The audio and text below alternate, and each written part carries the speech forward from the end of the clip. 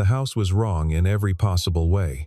Evelyn Carter stood on the cracked concrete driveway at 9:47 on a Tuesday night and looked at it the way she might look at a spreadsheet with a catastrophic error buried somewhere in column F.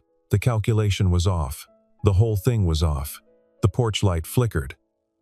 The mailbox leaned slightly to the left, as if it had been meaning to fix itself for years and kept forgetting.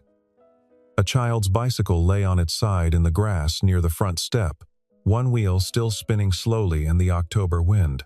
She pulled her coat tighter and said nothing. Behind her, her head of security, Raymond Price, stood with both hands clasped in front of him. He was a large man who had worked for Carter Global for 11 years and had developed, over that time, a professional talent for not reacting to Evelyn's silences. "It's clean," he said. "We swept it twice. I can see that it's clean, Raymond. Safe neighborhood. Good sight lines. No adjacent buildings above 2 stories. And who lives here?" A brief pause. "Daniel Hayes, 34, single father. Daughter is 6. He works nights at Meridian Financial's downtown branch. Guard rotation." Evelyn turned to look at him. "A security guard." "Yes, ma'am. You've relocated me, the CEO of a company managing $17 billion in assets, into the home of a security guard." Raymond met her gaze with practiced stillness. "The threat against you came from inside our network. Every safe house we own is compromised. Every property connected to Carter Global has been flagged. This address has no connection to you whatsoever. Daniel Hayes has no affiliation with the company, no digital footprint linking him to anyone in the organization, and no reason to be a target." He paused. He also agreed to the arrangement without asking a single question. Evelyn studied the flickering porch light. "That bothers me," she said. "Most people ask questions. People who don't ask questions either don't care or already know the answers." Raymond said nothing to that. She picked up her bag and walked toward the front door.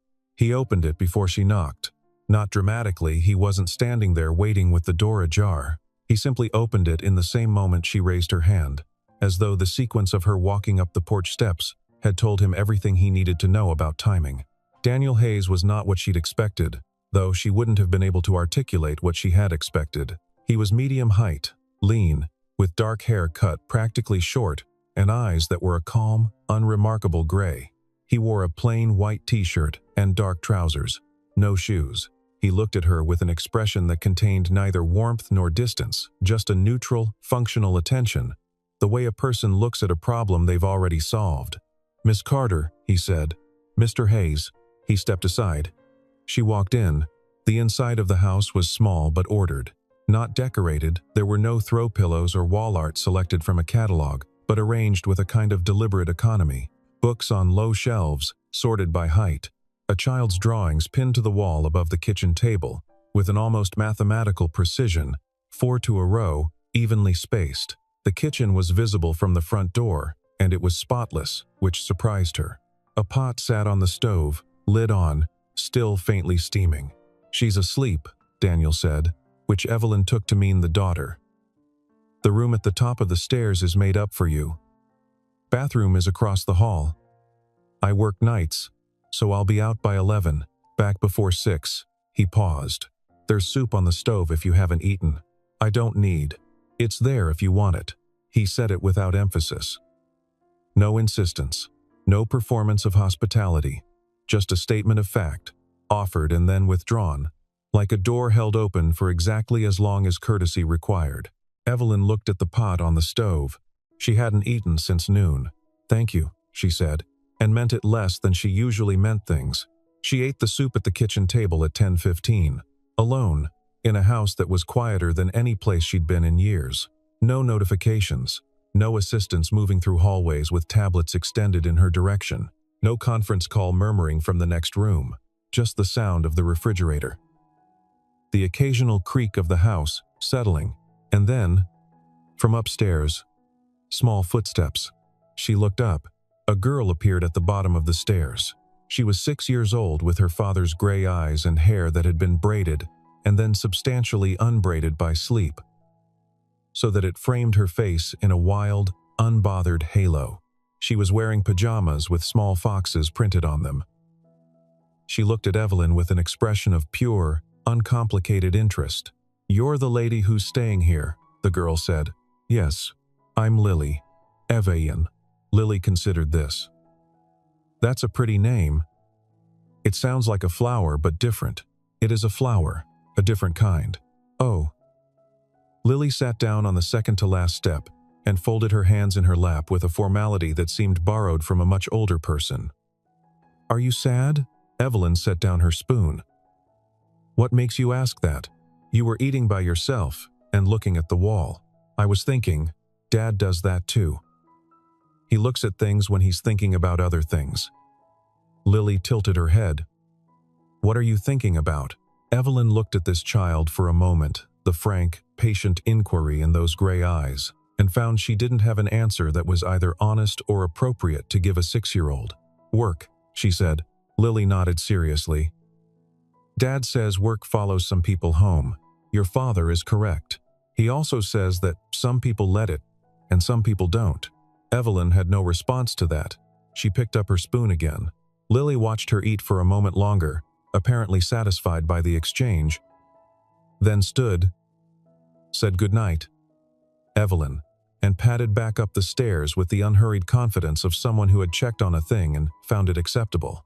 Evelyn sat in the quiet kitchen and thought about the fact that a 6-year-old had just said something more useful to her than anyone in her executive team had managed in 3 weeks. By the third day, she had mapped his patterns without meaning to. He was up before she was. Not aggressively early, not the performative 4 a.m. rising of the productivity obsessed, but quietly, efficiently, early. She would come downstairs and he would already be there. Coffee made, Lily's lunch packed, the kitchen clean. He never seemed rushed. He moved through the small space with a kind of spatial intelligence that she found, against her better instincts, interesting to watch. He never bumped anything. Never reached twice for what he needed. He spoke to Lily in short, careful sentences and listened to her long, winding ones with absolute patience. He spoke to Evelyn in fewer words still. But she had stopped interpreting this as dismissal. It was simply calibration. He gave her what she needed: information, space, the quiet logistics of shared living, and nothing more. On the third morning, the heating unit failed. It was October, and the house was not warm to begin with. Evelyn came downstairs to find Lily bundled in a sweater at the kitchen table, and Daniel already crouched in the utility closet with a small flashlight, doing something she couldn't see. "The technician will need," she started. "It's the igniter relay," he said, without looking up. 20 minutes. It was 17 minutes. She stood in the doorway of the utility closet and watched him work, not hovering, just present, and noticed the way he moved with the same economy inside a broken machine as he did through his own house. No wasted motion, no frustration. He diagnosed, acted, and resolved. "You've done this before," she said. "Most things break the same way." She waited for more. There was no more. She went and made coffee. On the fourth night, she couldn't sleep. She stood at the upstairs window and looked down at the street. Her laptop was open on the desk behind her. Her corporate email loaded, 17 unread messages from her legal team regarding the data breach. Someone inside Carter Global had been leaking structural financial data for months, systematically, carefully, in a pattern designed to look like network noise, until it wasn't. The person who'd discovered the pattern was a junior analyst named Paul Sherwood, who had worked in the risk modeling department and had the particular kind of mind that notices when the noise is too consistent.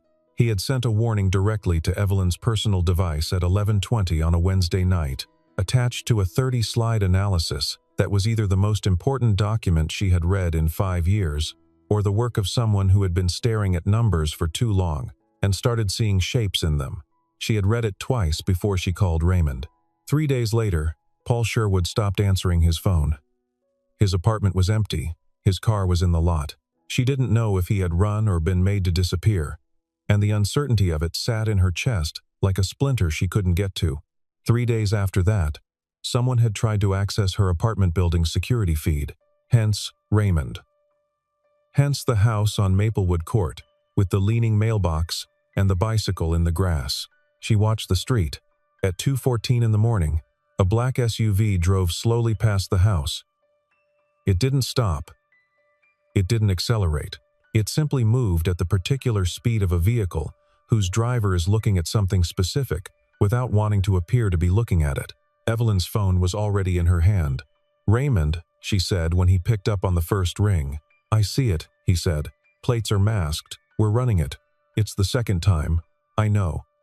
"Ma'am, stay away from the windows." She stepped back. The SUV turned the corner and disappeared. 15 seconds later, she heard Daniel's door open. She didn't hear him move down the hall. She didn't hear the stairs, but she heard the front door open and close, quietly. And when she carefully looked around the edge of the window frame, she could see him standing on the porch, not alarmed, not poised for action, just standing there watching the corner where the SUV had gone. He stood there for 4 minutes. Then he came back inside. He never mentioned it in the morning. "You didn't sleep," Lily observed at breakfast. Evelyn considered denying this to a 6-year-old and decided against it. "No, Dad doesn't sleep sometimes either." Lily poured an amount of orange juice that exceeded the capacity of her glass by approximately 30%. Neither Evelyn nor Daniel moved to stop her. Daniel because he was watching. Evelyn because she was curious. Lily looked at the impending overflow, made a rapid calculation, and drank directly from the glass before setting it back down. "He sits on the porch when he can't sleep." "I know," Evelyn said. Daniel looked up from the counter. Not at Lily. At Evelyn. It was brief, a fraction of a second, but she caught it. The small recalibration. The slight adjustment in whatever internal model he was running. "Lily," he said, "your backpack." Lily slid from the chair and went upstairs, already narrating something to herself about a project involving painted leaves. The kitchen was quiet.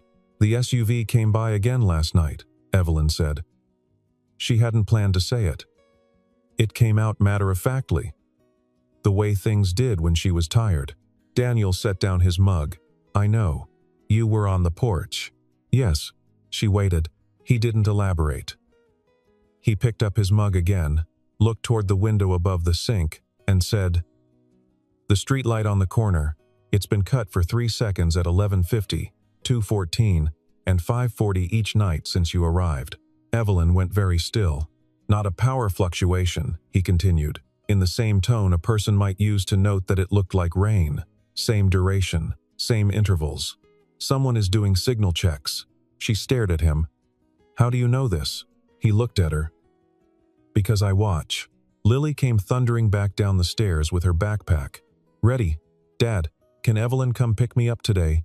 "No," both adults said. Simultaneously, for entirely different reasons. Lily looked between them with the resigned wisdom of a child who has long understood that adults frequently agreed on the wrong things. That afternoon, Evelyn called Raymond. "The streetlight on the corner of Maplewood and Birch," she said. "I need it checked. Specifically, the signal relay." A pause. "Who told you to look at that?" She didn't answer immediately. "Miss Carter." "Check it," she said. "And pull whatever you can find on Daniel Hayes." "Not the surface file." "Everything." Another pause, longer this time. "We ran him when we placed you there. Run him again. Deeper." She ended the call and stood in the kitchen alone, looking at the window above the sink.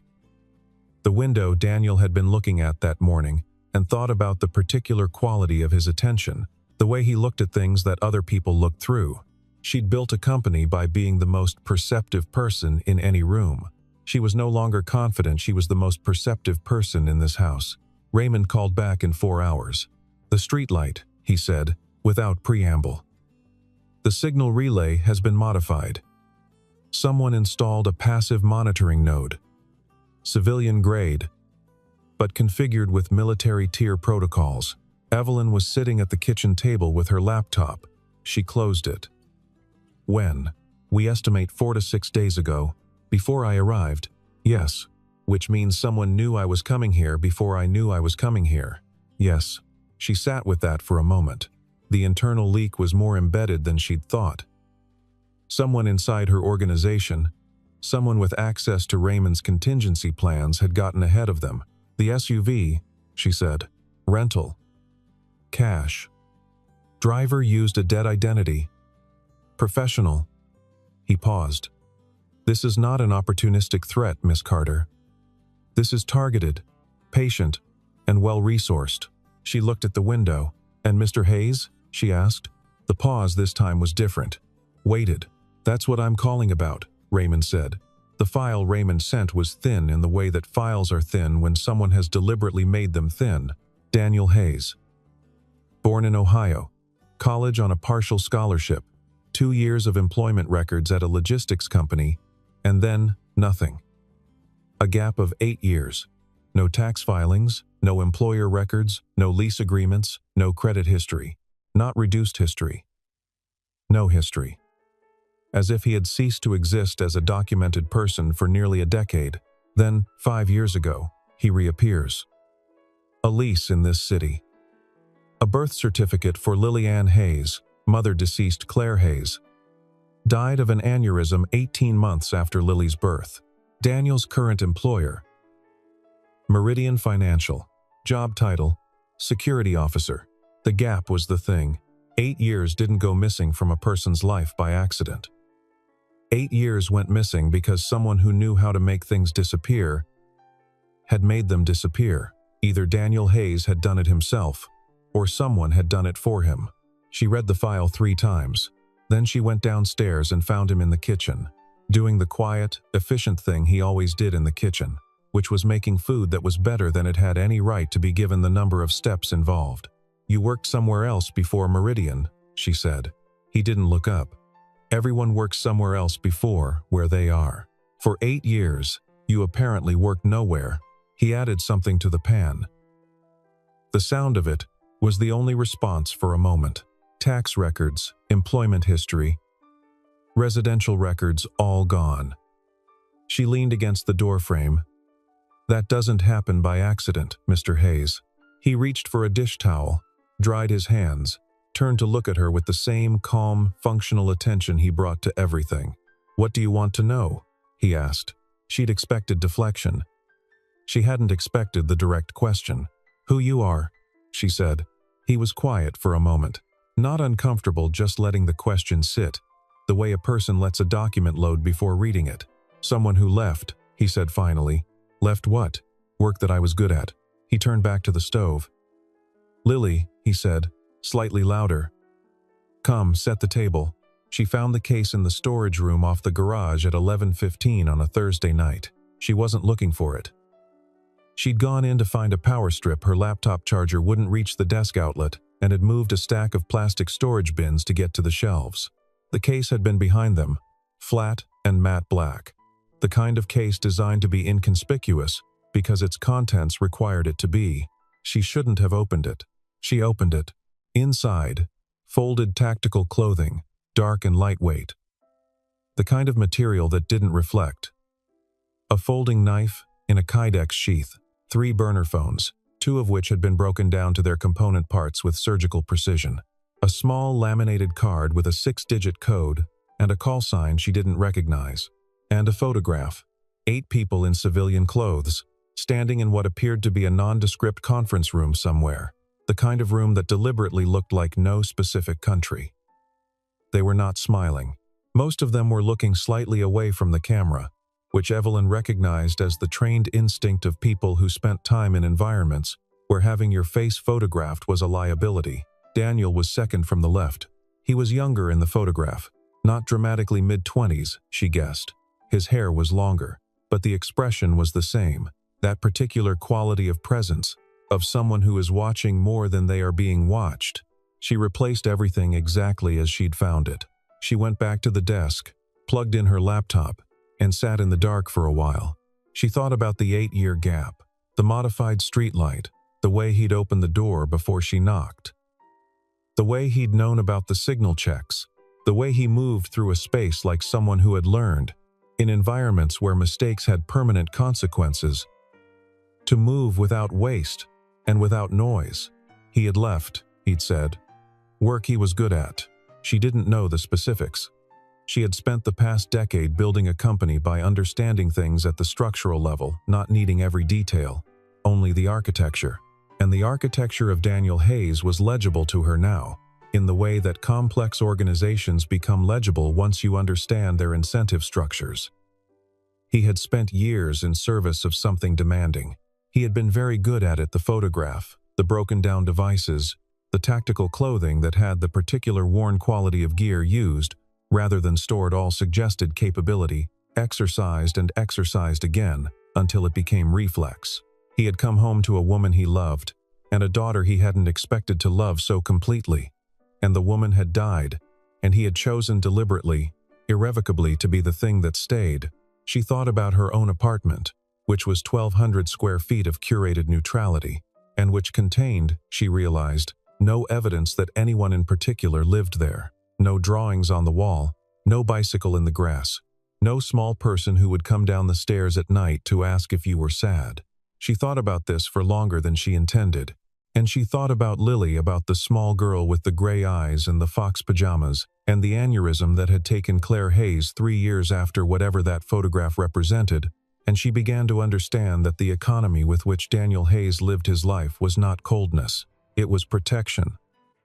The way a man builds walls, not to keep things out but to keep the things inside from getting broken again. She sat with that for a long time. The attempt came on a Friday. She knew it was coming before it came, which was itself an education. She had been watching Daniel watch the house for 11 days by then, and she had started to understand his tells. They were small and visible if you weren't looking, and looking with the right kind of attention. The way he moved through the first floor at 7 in the evening was different from his movement at 7 on other evenings, more deliberate.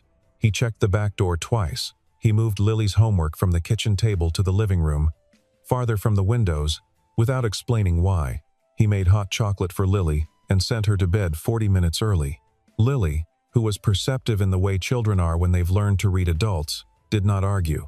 She kissed his cheek, said goodnight to Evelyn with an extra weight to it, like a person who understands that something is happening without knowing what, and went upstairs. At 9:40, Daniel came and stood in the doorway of the room where Evelyn was working. "Phone off," he said quietly. "All devices on airplane mode. Now." She looked at him. "Please," he said, which she understood cost him something. She turned everything off. He moved to the light switch and cut the main lights. The house went dark, except for the pale rectangle of the streetlight through the front window, and then that too went out, that 3-second cut, the signal check. And this time, it didn't come back on. She heard nothing.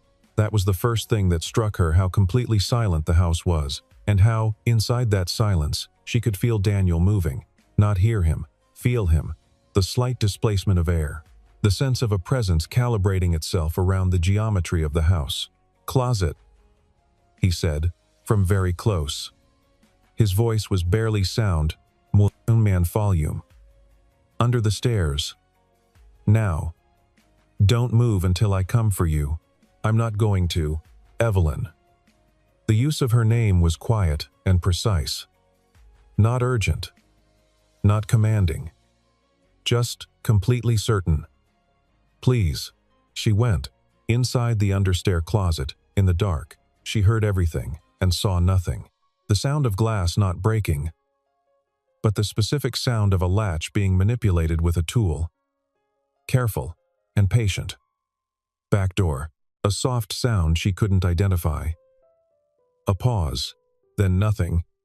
For a long time, then a sound she would have difficulty describing to anyone, later not violent, not dramatic, more like the sudden rearrangement of furniture in an adjacent room, and then silence again. Then Daniel's voice. "It's done." She opened the closet door. He was standing in the hallway, entirely calm, entirely intact. Behind him, in the kitchen, she could see the back door standing open. There was no one there. There was a phone on the kitchen table, not his phone, not her phone, a phone that hadn't been there before. "2 of them," he said. "They're outside. They won't be going anywhere." He picked up the phone from the table with 2 fingers by the corner. The way a person handles something they don't want their prints on. This belongs to the one who went around the front.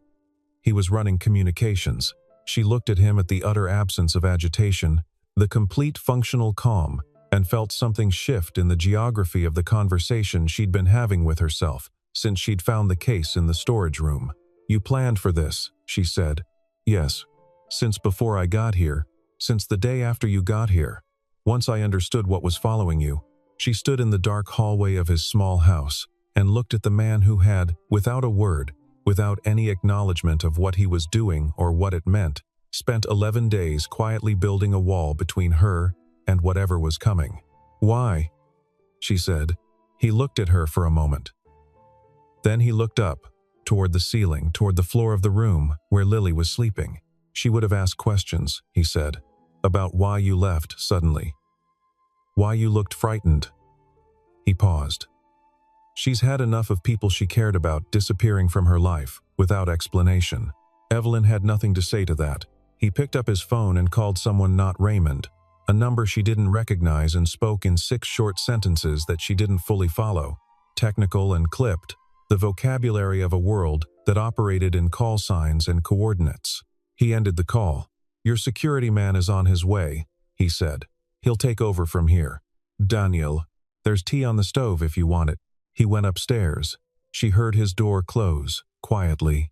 She stood in the kitchen for a long time, and then she made the tea, and she drank it at the kitchen table, in the small, clean house, in the silence that felt different now, not empty, but held. Raymond arrived at 10:40 with 2 of his people and a containment protocol. He took one look at the 2 men zip-tied in the side yard unconscious. Professionally restrained, in exactly the position you'd want someone in if you were about to hand them to law enforcement, and said nothing for a full 15 seconds. "He did this," Raymond said. It wasn't a question. "Yes." Raymond crouched and looked at the nearer of the 2 men. He checked the restraints, examined the man's wrists and ankles, noted the way the jacket had been folded to cushion his head from the ground. He stood slowly, his expression containing a professional assessment that Evelyn had never seen on his face in 11 years.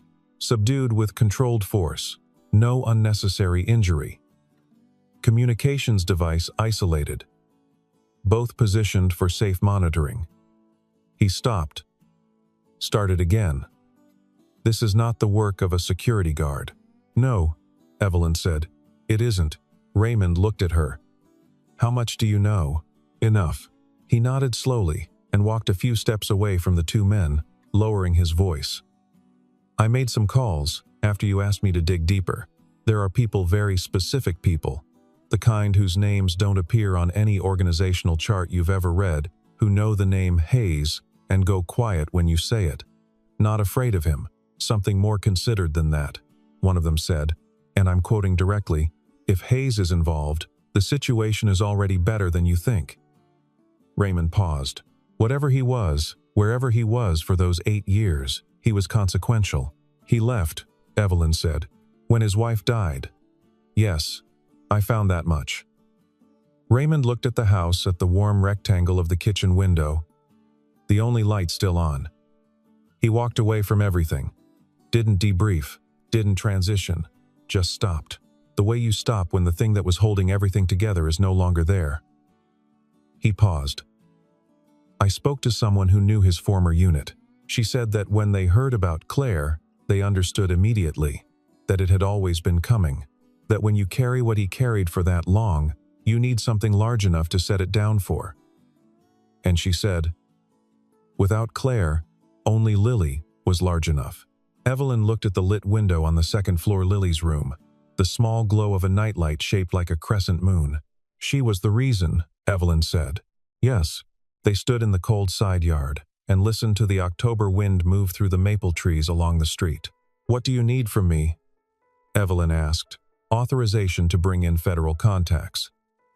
What these 2 are connected to, this is bigger than corporate espionage. The data leak from Carter Global was being used as financial intelligence by a group that the people I spoke to would very much like to have a conversation with. Do it." "And Mr. Hayes?" Evelyn looked at the house, at the leaning mailbox, at the bicycle still lying in the grass, one wheel finally still. "Nothing," she said. "He doesn't need anything from us." She learned the rest of it in pieces. The way you learn the important things, not from a single revelation but from accumulation. On the Saturday after the break-in, Lily told her, with the total confidence of a 6-year-old recounting received wisdom, that her father had once lived somewhere with no phones allowed, and that he'd learned to cook because the food there was terrible and he'd decided to fix it.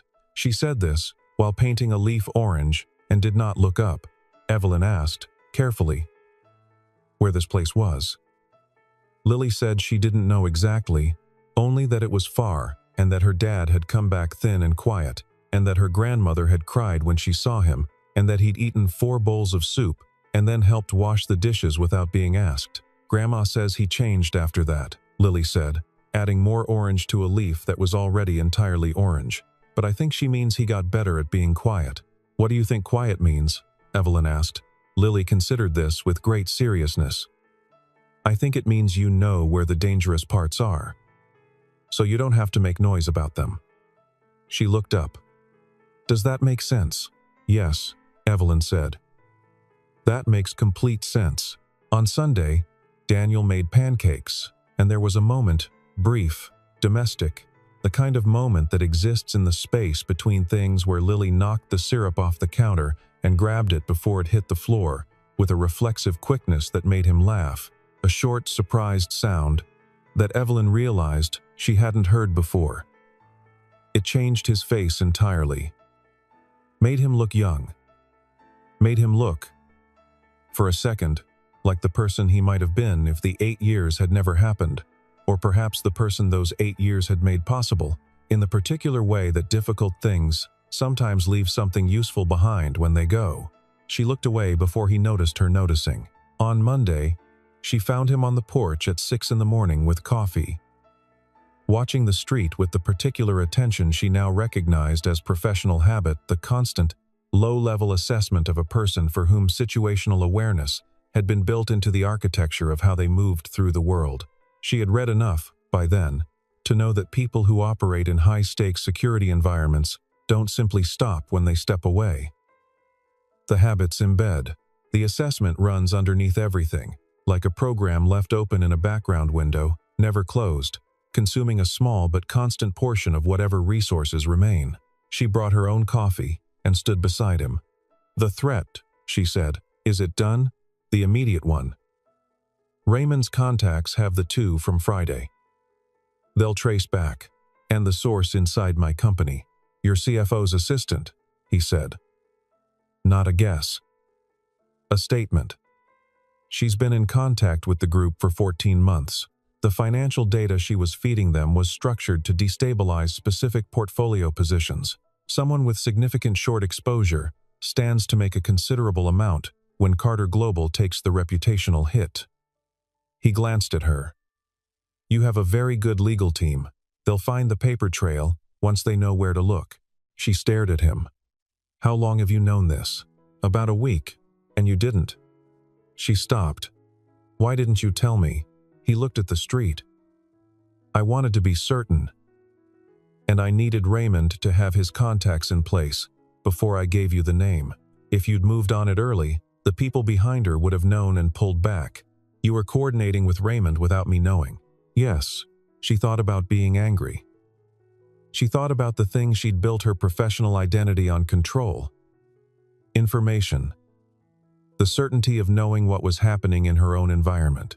She thought about the fact that for the past 2 weeks, she had been the least informed person in the security arrangement around her own life, and that the person who had known the most had been a man who worked nights at a financial building downtown and made soup for his daughter's guests. You planned all of this, she said. Most of it. From the beginning. From the night Raymond contacted me. I had 3 days to prepare before you arrived. He paused. I told him I'd need those 3 days. He didn't ask why, and he didn't tell me. I asked him not to. She looked at him. You asked my head of security to keep things from me. I asked him to let me work. He met her gaze, steady and unapologetic. I was right to. She couldn't argue with that. She didn't try. They stood on the porch for a while in the early morning cold, and the street was quiet. And the maple trees were losing their leaves in a slow, indifferent way. And Evelyn Carter, who ran a company and never felt small, felt the particular, uncomfortable sensation of having been thoroughly taken care of by someone who had done it so quietly, she'd almost missed it entirely. "I owe you an apology," she said. "For the first day, I looked at this house and I thought, I know what you thought. That doesn't make it. Evelyn." He said her name the same way he said everything, without performance, without weight it didn't need. "It doesn't matter." She looked at him. "It does," she said. "To me." He was quiet for a moment. The wind moved through the maples. "I know," he said, at last. Not forgiving, not absolving, just acknowledging. The way a person receives something honestly offered. The federal contacts moved on Wednesday. Evelyn wasn't present for most of it.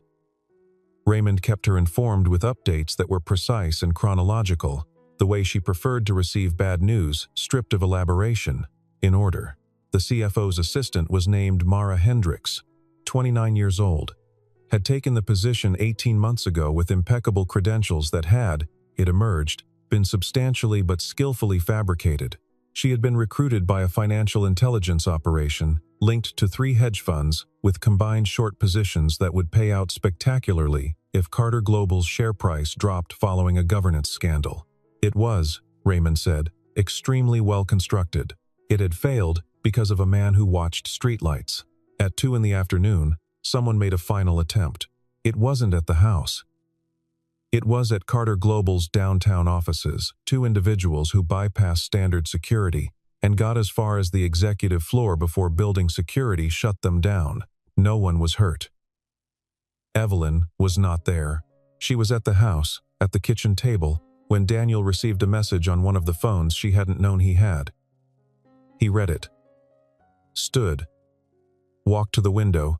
"Your offices," he said. "I know." Raymond just texted. "It's over." She looked at him. "How do you know?" "Because that was the backup.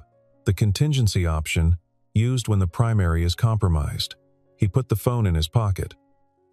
"When they use the backup, they've already accepted that they've lost. It's a statement, not a strategy." She thought about that. "You understand how they think." "I spent 8 years understanding how people like that think." He turned from the window. Yes, there was something in his voice then, not regret exactly, but the particular quiet of a person who is aware of what they carry and has made a careful, daily decision about where they set it down. "Do you miss it?" she asked. She didn't know why she asked. He looked at her. Then toward the ceiling, toward Lily's room, where Lily was at school and therefore not present, but toward it anyway, as if the direction itself contained the answer. "No," he said. "Not for a single day." She stayed 4 more days after that. Partly because Raymond insisted on a final security review before she returned to her apartment. Partly because she told herself the protocols required it. She didn't examine the other part too carefully. On Thursday, Lily came home from school with a painting she had made blue and green and quite abstract, which she described as the ocean if you looked at it from very high up. She presented it to Evelyn with the serious ceremony of a significant gift. "So you remember the house," Lily said. Evelyn took the painting. "I will. You can put it in your office. Then when work follows you home, you can look at it." Evelyn held the painting and looked at this small person with the gray eyes and the impossible directness, and felt something she didn't have clean language for. Not maternal, not quite, but something in that family of feeling. The recognition of a quality in another person that you did not know you had been looking for. "Thank you, Lily," she said. "You're welcome." Lily paused. "You should come for dinner sometimes. Dad makes good food." "He does. He doesn't let many people come for dinner." "I know." Lily nodded, apparently satisfied that Evelyn understood the distinction, and went to change out of her school clothes. On Friday morning, Evelyn brought her bags downstairs. Daniel was in the kitchen. She could smell coffee and something baking, which she'd learned was his version of marking an occasion, not cards or speeches, but food, offered quietly and without fanfare. She set her bags by the front door. "I want to offer you a position," she said. He looked at her. "Head of Corporate Security. The role doesn't currently exist, I'm creating it. Full authority over the security architecture of Carter Global. Significant resources. People who will actually listen to you." She paused. "What you did here, what you built in 2 weeks, with essentially nothing. I don't have anyone on my staff who can do what you can do. I'd be a fool not to ask. He was quiet for a moment. No, he said. She'd expected this. She'd prepared for it. The compensation would be, it's not about compensation. Then what?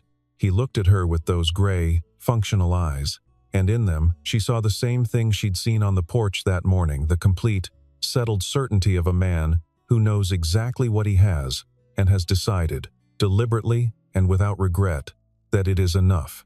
I pick Lily up at 3, he said. On the days I work, my neighbor Mrs. Paulson does it. On the days I don't, I do. When she has a nightmare, I'm here. When she's sick, I'm here. He paused. I spent 8 years being somewhere else when things happened. I am done being somewhere else. Evelyn looked at him for a long moment. I understand, she said, and she did. Completely. Perhaps more completely than she had understood anything in a long time. I'm sorry, she said. For the first night. For the way I walked in here and looked at your house like it was, Evelyn. I know you said it didn't matter. I'm saying it anyway. She held his gaze. I walked in here, and I treated your life like a temporary inconvenience. Your house, your daughter, your everything. And you kept it from being a transaction, the whole time. I don't know that I would have done the same. He said nothing for a moment. Then, you would have. You just wouldn't have known you were doing it. She wasn't sure what to do with that. She thought about it, and found that she believed him, and that believing it felt like something she could carry. Lily's painting, she said. I'll put it in my office. She'll ask you about it next time she sees you. I'll be ready for the interrogation. The corner of his mouth moved not quite a smile, but the shadow of one. The suggestion that a smile existed somewhere in the structure of his face, and occasionally came close to the surface. There's coffee, he said. And the thing in the oven is about 4 minutes away. I'll wait. She left at 9:15. Raymond held the car door. She paused before getting in and looked back at the house, the leaning mailbox, the bicycle in the grass. The porch light that no longer flickered because Daniel had replaced the fixture on day 2 without mentioning it. The maple tree in the front yard had lost most of its leaves. They lay in a loose pattern on the grass around Lily's bicycle, orange and yellow, and the particular dark red of late October. And the morning was cold and clear, and the street had the still, or honest quality of a place where nothing was pretending to be anything other than what it was. Lily was standing on the porch in her school clothes, holding a piece of toast, watching Evelyn go with the serious attention of a person who takes departures seriously. Evelyn raised her hand. Lily raised her toast. Behind Lily, barely visible in the doorway, not watching, or not appearing to watch. Which was not quite the same thing. Daniel stood with his coffee. He raised it slightly. Then he went back inside. Raymond closed the door. The car moved. Evelyn looked straight ahead and did not look back at the house. She looked at the street ahead of them, the ordinary Tuesday morning of a residential neighborhood, and she thought about control, about the particular story she had been telling herself for years, that the way to move safely through a dangerous world was to hold everything in your own hands, know everything, manage everything, trust only what you had verified and mapped and contained. And she thought about what it felt like to be standing in a closet under a staircase, in the dark, in someone else's house, trusting a person you had met 11 days earlier, trusting him completely, in the bones, in the way you trust a thing that has demonstrated its reliability, not through credentials or explanations, but through every small, unspectacular action accumulated over 11 days of watching and being watched. She'd been kept safe, not by her own competence, by his. She sat with that in the back of the car, and let it be true without arguing with it, which was, she thought, possibly the most honest thing she had done in years. 3 weeks later, a painting appeared in Evelyn Carter's office, blue and green and abstract, the ocean from very high up, in a simple white frame hung on the wall where she could see it from her desk. Her assistant asked about it, and she said a friend had made it, which was not precisely accurate, and was not precisely inaccurate either. The CFO's assistant, Mara Hendricks, was formally charged in the 3rd week of November.